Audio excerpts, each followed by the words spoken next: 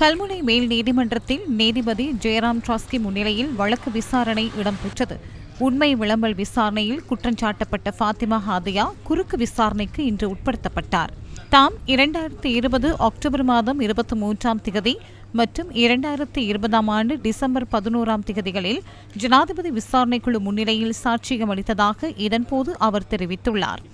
தனது சுய விருப்பின்றி சிஐடியின் பலவந்தத்தினால் கோட்டை நீதவான் நீதிமன்றத்தில் குற்ற ஒப்புதல் வாக்குமூலங்களை வழங்கியதாகவும் ஃபாத்திமா ஹாதியா இன்று கூறியுள்ளார்.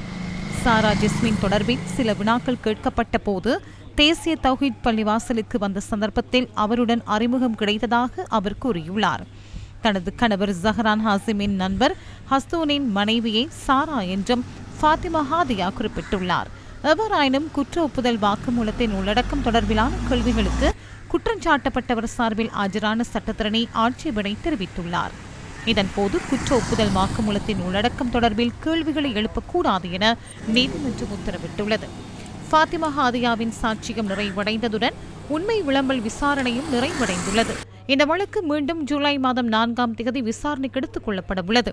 வழக்கு தொடர்னர் சார்பில் பிரதி சாலிசிட்டர் ஜெனரல் சுஹர்ஷி ஹேரத் மற்றும் அரசு சட்டவாதி மாதினி விக்னேஸ்வரன் ஆகியோர் ஆஜராகினர்.